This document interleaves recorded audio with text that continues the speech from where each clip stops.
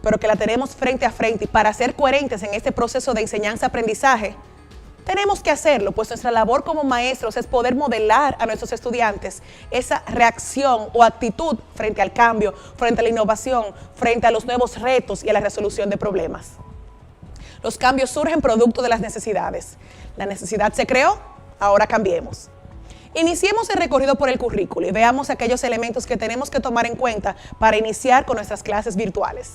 En el proceso educativo existen dos cosas que son de suma importancia: la persona y el aprendizaje. Las personas, esos pasajeros que me acompañan en el vehículo, en ese trayecto por el año escolar para llegar a mi objetivo de aprendizaje.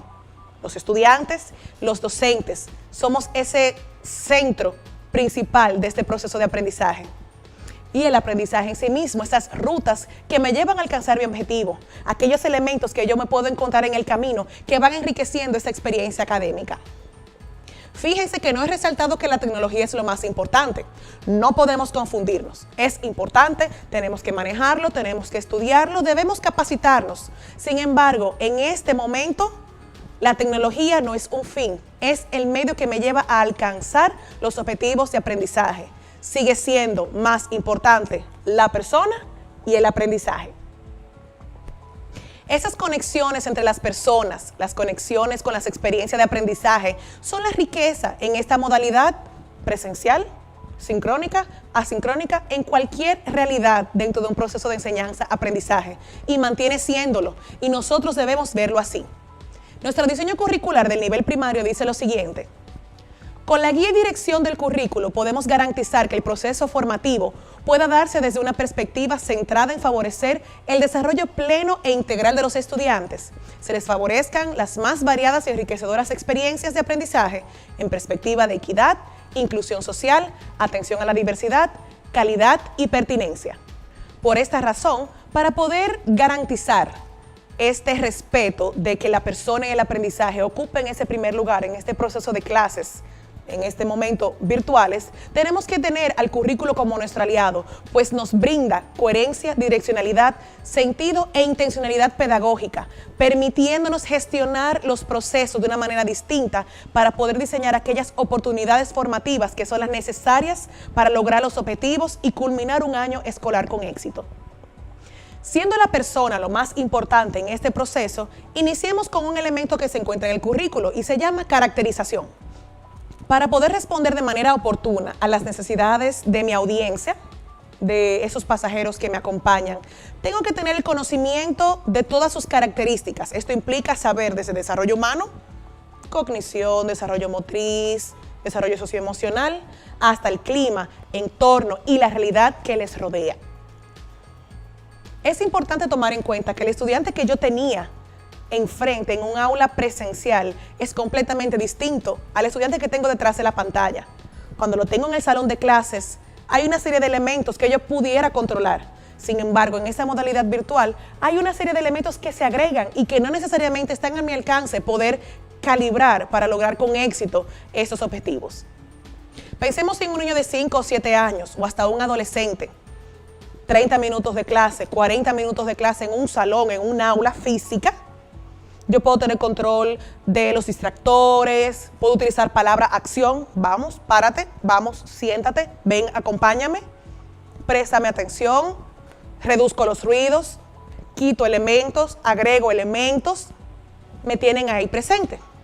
Sin embargo, detrás de la pantalla, a través de un cuadernillo, hay cosas que se me escapan. No tengo control de sus emociones por situaciones que pasan en la casa, no tengo control del ruido, de los distractores, de la familia que le cruza por detrás, de que perdieron el internet, de que perdieron las ganas de estar ahí, de que no tienen algún material para yo poder facilitárselo. Palabra acción no funciona, no puedo atravesar la pantalla, no puedo tocarlos. Por ende, es muy importante tomar en cuenta todo aquello que influye detrás de la pantalla, detrás del teléfono o en la casa de quien me lee, porque tengo que responder a cada uno de mis estudiantes, pues sus grados de atención se van reduciendo. Los 30 minutos, 40, 50 minutos en la clase presencial que yo tenía completamente ganados, juegan en mi contra si no tengo conocimiento y control de lo que sucede del otro lado.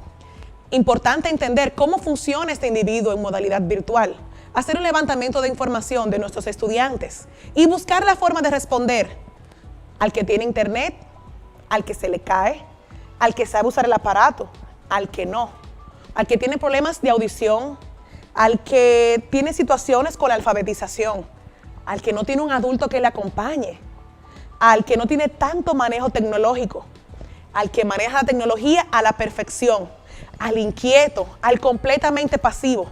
A todos tengo que responder. Por esto, este elemento número 1, tengo que prestarle mucha atención, porque tantos estudiantes, tantas realidades, y tengo que responder a las características de mis estudiantes. Por ende, todo aquello que compone lo que los rodea y afecta a su persona debe ser alimento principal para mi planificación. Ahora te invito a pensar cómo tú pudieras atender las necesidades y características de tus estudiantes, la realidad de cada uno de ellos bajo esta modalidad virtual. Piensa un minutito, piensa en cada uno de ellos, qué estaría pasando en casa. Lo importante son ellos y lo importante es el aprendizaje. ¿Cómo puedes lograrlo? ¿Cómo puedes alimentar tu planificación tomando en cuenta este elemento? Continuemos nuestro recorrido en el currículo. Vamos a encontrarnos en la ruta con los principios, que son las bases o fundamentos, aquello que sustenta eso que creemos. En este caso, lo que creemos o concebimos como educación. Tienen una particularidad de que no se enseñan, se viven. Son elementos transversales que atraviesan o deben atravesar nuestro accionar pedagógico y no puedo olvidar incluirlos en mi planificación. Recuerda que no lo enseñas, lo vives. Por eso, cuando tú diseñes tu clase, lo primero que tienes que pensar, ¿se logran los principios? Vamos a ver. Uno de ellos es el aprendizaje significativo. La propuesta curricular dice lo siguiente. El aprendizaje significativo ocurre cuando el niño y la niña, énfasis añadido, los estudiantes en general, otorgan sentido a los objetos, hechos y conceptos que se presentan en la experiencia educativa. Es decir, conocen el mundo porque les dan un significado a las cosas, interpretándolas desde lo que saben de ellas y en interacción con ellas según se presentan. Supone una interacción entre los conocimientos previos y los nuevos aprendizajes, lo cual depende de la motivación, experiencia y funcionalidad que les asigne cada niño y niña o estudiante, como de esos intereses y necesidades. Para poder garantizar ese aprendizaje significativo, que no hay edad para limitar esa propiciación de ese momento de significado en las clases, yo tengo que promover un aprendizaje activo que involucre al estudiante, facilitar ejemplos concretos, utilizar elementos del entorno, actividades que le hagan sentido, diseño de actividades relevantes y lúdicas que los involucren, que promuevan un aprendizaje activo, no un aprendizaje pasivo, que se trate de ellos, no de que aprendan un contenido, sino que construyan un aprendizaje. De manera más explícita, hay otros principios que me voy a permitir leer que se encuentran en la propuesta curricular del nivel inicial. Sin embargo, entiendo que a todos los niveles, sobre todo en esta situación que nos acontece, necesitamos abrazarlos para poder tomar esa radiografía de nuestras clases y buscar lo que sea posible para poder garantizarlo. Vamos a ver. Principio de bienestar. Nuestro currículo dice que los niños y las niñas son sujetos de derecho desde antes de su nacimiento. Por tanto, toda situación de aprendizaje debe realizarse tomando en cuenta sus intereses, capacidades y necesidades, de forma tal que ellos y ellas sientan seguridad, protección y aceptación. Esto ha de contribuir a que el niño y la niña sean capaces de identificar situaciones, espacios y personas con las que se sientan bien en los diferentes ámbitos de su vida. El adulto, nosotros los docentes, debe crear situaciones y ambientes cálidos, seguros y acogedores que posibiliten el adecuado desarrollo integral de las niñas y de los niños. Esto es de responsabilidad garantizar el bienestar, en este caso emocional. A todos ha afectado las emociones por la pérdida de algún familiar, por el duelo de no estar en el salón de clases, de no poder salir, la ansiedad que genera esta situación. Nosotros tenemos que garantizar ese espacio dentro de nuestra clase para poder velar porque los niños se sientan cómodos. Los autores del libro La clase interactiva dicen lo siguiente: cuando estás relajado, controlas la información que tu cerebro guarda. Logras esa habilidad de regular ese ingreso de información. Cuando te sientes seguro y feliz, tu cerebro empieza a funcionar de una manera que te deja en completo control de todo. Cuando te sientes estresado, tu cerebro pelea con la nueva información, impidiendo que entre de manera adecuada y envía mensajes al resto del cuerpo para que la perciba como experiencia negativa. Entonces, esto no quiere dejar que el hecho de garantizar un entorno que logre que el niño sea feliz, que esté a gusto, que logre una conexión con su docente, con sus compañeros, que pueda sentirse en pleno bienestar, me ayuda en el aprendizaje, pues trabaja directamente con el cerebro y la información que estoy trabajando en ese momento de clase con mayor facilidad entra.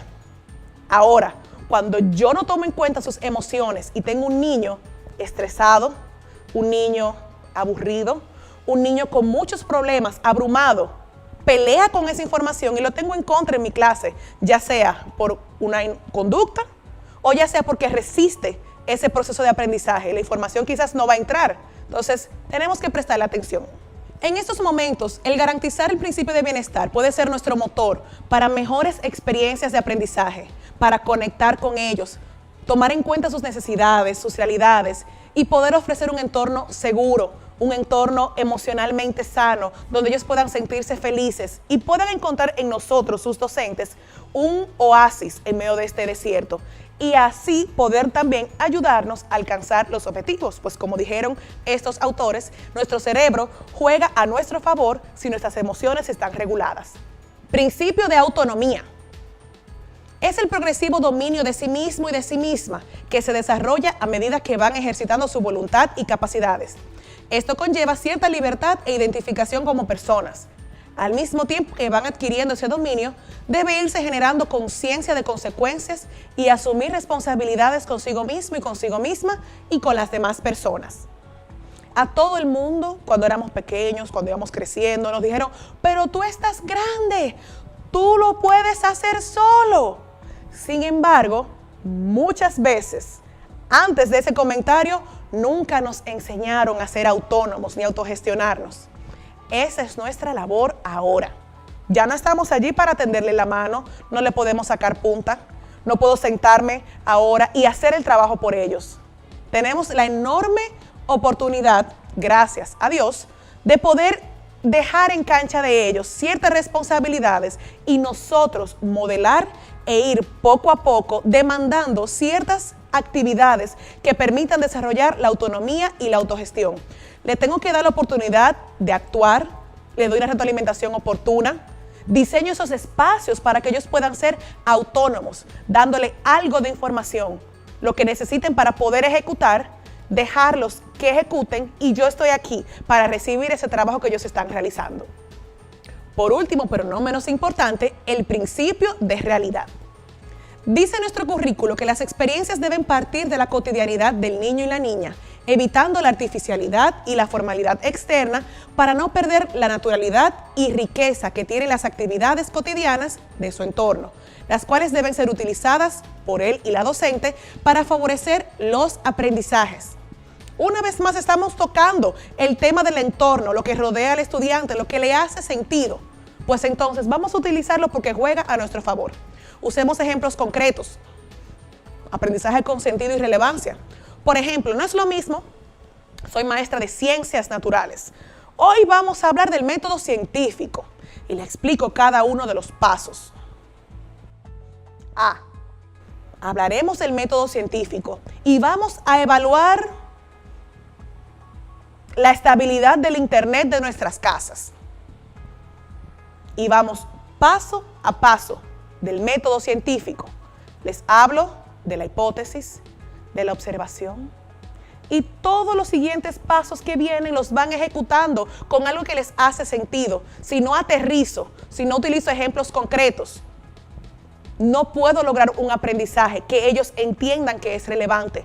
Y como están tan lejos de nosotros, es más difícil poder atraerlos, sobre todo si no les hace sentido. Te regalo unos minutos. Piensa en tu clase, en blanco y negro. Comienza a buscar elementos de la realidad, de la cotidianidad y busca formas de cómo garantizar el significado, la autonomía y la realidad en lo que escribes, en lo que dices, en lo que escuchas, en lo que planificas para ellos. ¿Cómo tú puedes permitir que desde tu clase esto se encuentre? Porque es lo que les hace sentido. Piensa en estas preguntas. ¿Por qué sería importante garantizar la presencia de estos principios en mis clases? ¿En qué me beneficia? De manera concreta, ¿cómo podría lograrlo? ¿Qué adecuaciones o transformaciones son necesarias para hacerlo?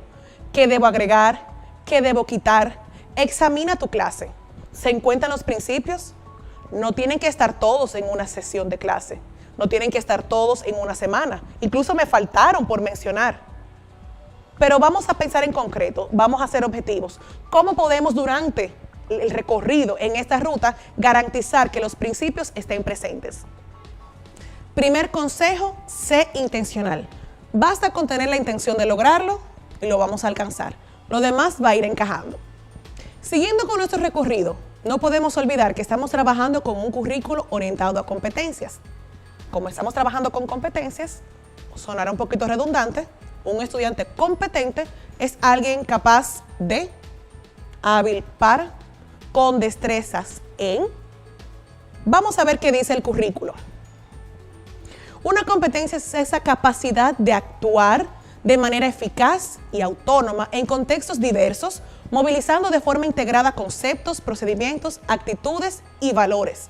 Estas se desarrollan de forma gradual en un proceso que se mantiene a lo largo de toda la vida. Un currículo orientado por competencias implica que el objetivo no está en el manejo de la información, de un concepto o del dominio de un contenido, más bien en el logro de una habilidad. Nos preguntamos cómo podemos lograrlo entonces en esta modalidad. Pensando, número 1, que diseñamos actividades para que se logren habilidades para la vida. Tener claro la competencia que quiero desarrollar, cuál es ese indicador de logro, pensar en qué herramientas van a complementar mi clase y me van a apoyar a alcanzarlo y cuáles serían las evidencias de aprendizaje. Además, tenemos que ser conscientes de la realidad que vivimos hoy en día. ¿Qué tenemos? ¿Qué no tenemos? ¿Con qué contamos? ¿Con qué cuenta el estudiante? Pues nosotros tenemos que velar por el logro de esas competencias y tener claros que tiene que haber una acción por parte del estudiante. Tengo que escoger sabiamente las competencias primordiales para poder incluirlas en mi trabajo y que esta modalidad me permita desarrollarla. Piensa en una competencia que trabajas en alguna de tus clases y comienza a enlazarla con cada uno de los elementos que vamos a ver. Al principio va a costar, el cambio ha sido muy disruptivo, pero poco a poco lo vamos a ir logrando. Es importante que conservemos estos elementos para poder alcanzar los objetivos de aprendizaje. Recuerden que la guía sigue siendo la misma. El vehículo fue el que cambió. En primer lugar, de estos elementos están los contenidos, que son esos mediadores de aprendizaje, y nuestro currículo sugiere una selección, organización y priorización de lo fundamental. Tenemos que velar por escoger esos contenidos que me permiten abrir otros para poder mediar el proceso de aprendizaje. En segundo lugar, tenemos las estrategias de enseñanza-aprendizaje, aquellas que permiten transformar, construir y reelaborar los conocimientos para darle sentido a este proceso académico. Aquellas metodologías de aprendizaje que promuevan el aprendizaje significativo, autónomo, colaborativo y que son adaptables a cualquier modalidad, sea físico o sea virtual, sea sincrónico o asincrónico. Sus bondades no se limitan al tiempo, al espacio o al grado. Ejemplos de estas estrategias: aprendizaje basado en proyectos, aprendizaje basado en problemas, métodos de casos, clase invertida, gamificación. Todas estas estrategias permiten ese aprendizaje significativo, autónomo, colaborativo y que deben ser mis amigas en este proceso de clases virtuales, pues son, número 1, las que enriquecen, número 2, las que le dan sentido y número 3, las que permiten involucrar a los estudiantes e interactuar con el proceso de aprendizaje. En tercer lugar, se seleccionan los recursos. Depende de qué tan claros nosotros estemos en lo que queremos lograr, lo que queremos que el estudiante haga, lo que queremos nosotros hacer, los entornos con los que yo cuento, sincrónico o asincrónico. Con todas estas preguntas respondidas, entonces puedo recurrir a qué herramientas complementan mi planificación, cuáles estrategias funcionan con qué herramientas, cuáles son compatibles, cuáles no, en qué momento sería pertinente, en qué momento no. Pero lo primero que tengo que tener claro es hacia dónde voy, con qué cuento y con qué cuenta el estudiante. Finalmente, las evidencias de aprendizaje. Tener claro hacia dónde van los estudiantes, qué van a lograr. Ese debe ser mi objetivo, ese es mi punto de partida para planificar. Yo planifico de adelante hacia atrás. Comienzo con el fin y voy dando pasos hacia atrás para poder diseñar mi planificación.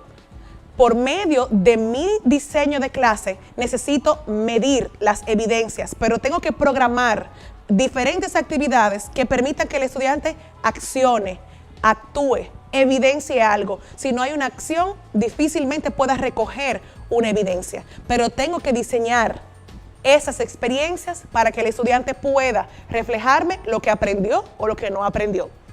¿Ven cómo cada uno de esos elementos se relaciona y guardan relación entre sí? Piensa en tu clase.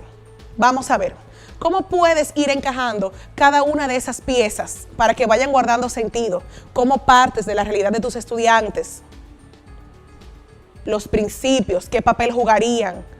Selecciona las competencias fundamentales, los contenidos, las estrategias, los recursos, la evaluación. ¿Cómo puedes ir enganchándolo y que quepa en esta modalidad? Recordemos que el rol del currículo, de manera presencial, virtual, sincrónica, asincrónica, remota, sigue siendo el de guía. Tengo que conocer mi mapa de punta a punta, pues ese conocimiento es el que me va a permitir saber qué calle tomo, qué atajo, cuando viene una curva cerrada, cuando vienen los reductores de velocidad, cuando hay una calle de una sola vía, y así pensar con tiempo cómo reacciono y cómo respondo a la necesidad de mis estudiantes. El vehículo en el que me acabo de montar, nuevo, incierto, no lo sé manejar, vamos a aprender a manejarlo, porque es el que me va a permitir la estabilidad en ese recorrido. Y voy a poder doblar en las curvas con seguridad, reducir la velocidad cuando lleguen los reductores, poder doblar donde tengo que doblar y seguir derecho en esa ruta, porque recordemos que seguimos yendo hacia el punto B. Ahora, ¿qué nos toca a nosotros? Tomar el currículo en nuestras manos, tomar ese mapa, esa guía, conocerlo de principio a fin. Vamos a seleccionar, prioricemos aprendizajes fundamentales, competencias esenciales, aquellas competencias que permiten el logro de otras competencias, que abren la puerta a otros contenidos, que va a permitir que cuando desarrolle esta, otros van a ir cayendo por su propio peso. Priorizar aquellas que permiten construir otros aprendizajes, fortalecer habilidades emocionales y responder al contexto inmediato. Todo esto mediante la integración de los contenidos que promuevan un aprendizaje integral y multidisciplinar, y asegurar que el proceso de aprendizaje sea lúdico y relevante. Los quiero dejar con esta frase de Julio Cavero que dice: las tecnologías, independientemente de lo potentes que sean, son solamente instrumentos curriculares y, por tanto, su sentido, vida y efecto pedagógico vendrá de las relaciones que sepamos establecer con el resto de los componentes del currículum, independientemente del nivel y acción formativa a la que nos refiramos. Y es que su verdadero potencial surge cuando los concretamos como mediadores de aprendizaje. Julio Cavero lo dice bastante bien. Recordemos que cuando conocemos el currículo, cuando utilizamos ese instrumento curricular, la tecnología me permite darle vida, pero parto de mi guía, parto de mi mapa, parto de esa instrucción que es la que me da la luz para llegar de punto A punto B. Tarea. Tenemos una asignación para el siguiente encuentro. Tomen notas. Deben identificar la asignatura que quieren trabajar en modalidad virtual, elegir un tema, una unidad, un eje temático. De ese tema, redactar cuál sería la competencia, los indicadores de logro, los contenidos. Identificar algunos recursos educativos que usted conoce